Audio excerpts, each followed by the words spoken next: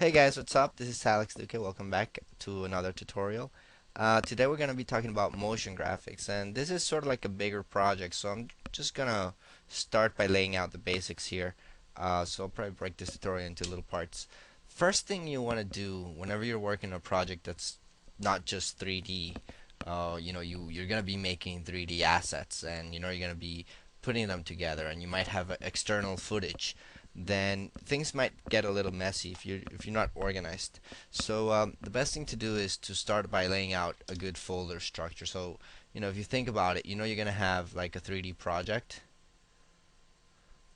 and from that 3D project, of course, you're gonna have your scenes, and you're also gonna have your the textures and all the stuff that goes into the scenes, the source images, and you might even be using render. So that 3D project you end up rendering, and usually that render goes into images. On another hand, you have external footage, like people or just random stock footage that you can find to help your project. So that's just footage. And you also have like sounds and music, right? So you might be using some of those. You're going to be putting all this together in After Effects in the case of motion graphics, so you're probably going to have an After Effects folder. And that After Effects folder is going to end up rendering movies and videos. So you might want to have like a video output folder. So if you think about it, um, you make your scenes and you have source images for those, but that makes images.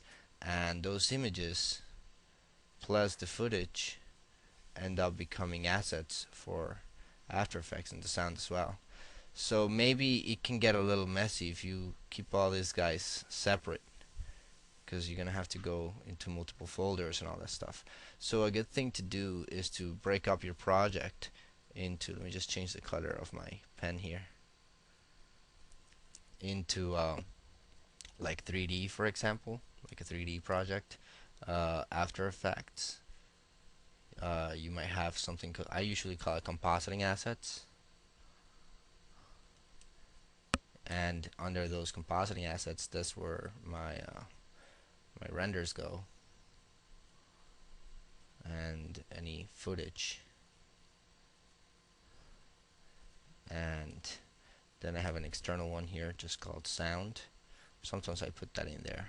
It depends on the project. And of course, then there's your video output. There might be some extra projects. Usually you do a lot of research, so you might have a folder called research, and that's just a mess of things, of all the research that you've done and all the images and all the videos and inspiration and whatever it is that usually you can put under research. So that's just one way to keep things organized. If you're using fonts, you might want to have a folder called fonts. I know you probably install those fonts in your computer, but then 3 years down the line you move to another computer and you want to know what were the fonts that you used for this project, so you have those fonts there, for example. So it's a pretty standard workflow, at least for me. It tends to work. I'm just going to show you an example here. I got this project A, and on there, here I go, 3D assets, development, research, and video. So under 3D, that's where my Maya project is, or any other projects besides Maya.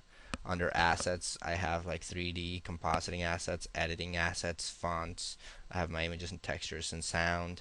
Under development, I got like work in progress stuff. I got my research folder, and then under video, I got my After Effects and my video output. So for me, this has worked for a while.